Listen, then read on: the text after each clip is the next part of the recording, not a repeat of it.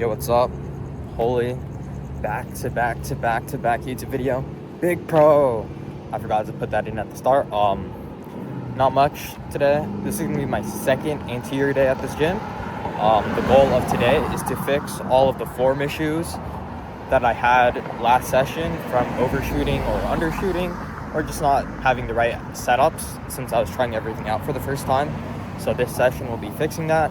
So it may be, if you are struggling with your form or exercise setup, and you don't know how to fix it, maybe this can be insightful for you. That's really that. Not much to say. 6 a.m.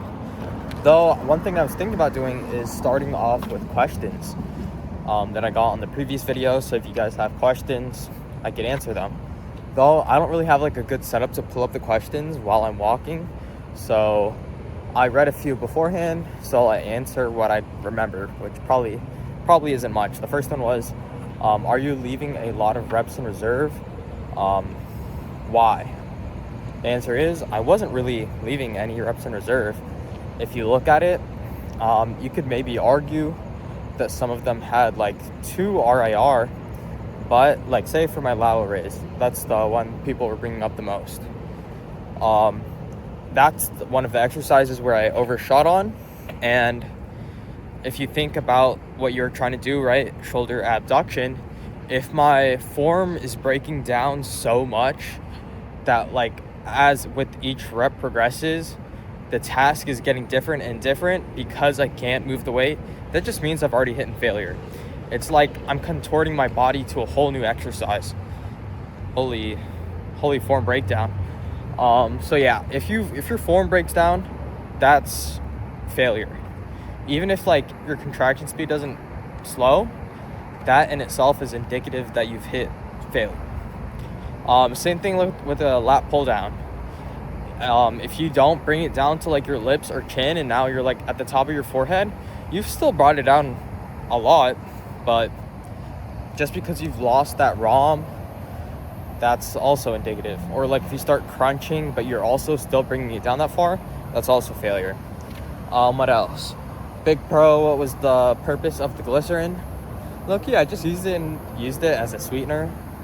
But the reason why some people do drink it is because vegetable glycerin is also glycerol. You could see that in products like pump products, liquid form, powdered form, also known as glycerol. I don't know if I said that. That might be the second time me saying that. Some companies call it Hydroprime, or they rebranded it as something else just so they get upcharge. Technically, it can help with pumps, but the amount I consume is nowhere near that. Will actually have some type of difference. So there's that. I don't really remember any other questions I might have seen. Someone said drop the cookie recipe. I'm gatekeeping. I had 2 cookies this morning. Had enough time to digest them, and I also had enough made. Almost at the gym. It's chill. Fix everything, and it'll be good. I'll see you guys. 3 start. So starting off, we got the tricep pushdown. I do 2 sets of these again. What is the difference I'm making compared to last session? On that first session, I overshot a bit, so this session I'm fixing that. What was the main thing I was looking for? I was leaning a little bit forward and backwards during the pushdown set, so just making sure my torso is the same throughout all my reps. You can see a tiny bit right there. That's why I just end the set there, because if I'm contorting my body, it means I can't lift it anymore. Well, though, I could probably do 1 more rep. That was probably 1 reps in reserve. That was the first set. I do another set after that. I didn't record it though. Now for the lateral raise. A lot of people were yapping about that, even though I literally said I overshot. So what do? As you can see, there's the weight stack. It juts out a little bit on that next pin. So that's why I couldn't hang weight on that pin the first time. Instead, I lifted the pin by 1, so decreased the weight by 1, and then I fit a little small dumbbell in there, because it goes from 38 to 50, which is a big jump. So I put a little 5. You can see my torso isn't rotating really. And then I personally like to do my lateral raises in the scapular plane, because after I'm doing a top half shoulder press, which is mostly in the frontal plane, it's also a tiny bit in the scapular plane on that machine, but say if that say if it was more in that frontal plane, technically the scapular plane would be less redundant, since your side delt will still be stimulated in that shoulder press, even if it's top half, because your side delts just don't like flip a switch once you hit above 90 degrees. They just contribute less. So now we're going on to the shoulder press. My form on this was fine last time. I just undershot on this, so I increased the weight by 1. I think I had to mess with the machine's pad a little bit, but I didn't record that, it seems. Yeah, so last time I was doing like 12 reps with a lot of reps in reserve. Now I got like what, like 6, 7 holy reps. That was chill. Next I go on to my flat press. I said it was too light. I was tripping. What, I got like 5 reps last time.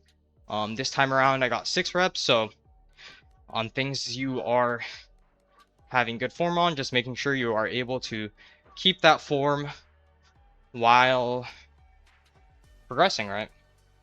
You don't want to be contorting your body to get that progression, because then it's not really progression. You're just changing the task. So I guess you guys will watch me while I walk here. 4. I don't know if that's actually before 5, maybe 6. I think I got 5 last time. Probably get another. Oh, I think this is the 6th. I could probably get another rep on the next session, because I'm big pro. What's next? Now I got the incline press, neutral grip. Same thing, same weight, just another rep. Just making sure you're keeping your elbows tucked, as a lot of people will tend to flare out as they go. I'm not sure if I have that problem, I might. But it's hard for you to have that problem if your machine converges, because you're kind of forced out of that. But if your machine doesn't converge, don't worry. It'll still be a good upper pec exercise. You are just hitting those upper pec fibers that contribute solely to shoulder flexion and getting that box ticked off. Then I do a pec deck, like last session. I wasn't sure what weight I did, since I didn't track anything. I used track.gg, Keenan's app, to track my workouts, but I didn't do it last session since I was recording everything. So I was just going off the recordings, but you can't see the weight stack in the recording, so I didn't know what I did. It feels really smooth, but like the arm path is a little awkward. Also, I rather change the seat height a little bit, but it doesn't go any higher. So I kind of have to like move my shoulders to have it in a good position, which kind of feels weird, but overall it's like really, overall it feels nice though. Even though some bits of it is a little bit awkward. Someone said that this is a ascending machine. It's not. It's heavily descending. Like, you could just look at the cam. Like, the cam is significantly longer at this starting range. Wherever the cam is the longest is where it's descending, or wherever the cam is the longest is where it's hardest. And in this case, since it's at the start, it's descending. Same as last session, except I just raised the weight by 1 pin. I kind of cooked my knees in the past, which it's mostly fixed now, but just making sure form is pretty decent. I lock out on all my reps, or get really close to it. Just have all your reps standardized, which is good.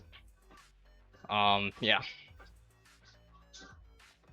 And then after me struggling to get out of the seat, I do 1 set seated back Again, as I said, seated back technically could be a little bit more rec fem comparatively to this first set, which were more seated forward. That's just me looking at the seat. You can see how it like moves back and forth, because that's how all of these machines are. Not the chest press, but like the row I used last session. Why does the chest pad do that? Tell me. And then for whatever reason, that the seat pad on that row is like at an angle. What? Why is it like at a downward slope while the chest pad is moving? Holy instability. Yeah. This is my leaning back set. Only moved it back like 2 pins, I think. So it's not too much of a difference. That's the max it goes back, by the way. I feel like last time it was going more back, but who knows. And this is my last set. I did do the calf ab crunch, which I didn't record. Also did a dumbbell pullover, which I progressed on, which I didn't record. I want to work on my form on that dumbbell pullover. Making sure my torso isn't moving a lot. I just didn't feel like recording it, since I didn't want to put that on TikTok. You gotta keep the pullover. And when I pose, they'll be like, "Big bro, what? How's your chest so big?" Which is what everyone's gonna say, by the way, because so many people underestimate what the chest looks like. So anyways, yeah, that's it for the video, and peace, peace, peace. Join the Discord if you want, and that's it.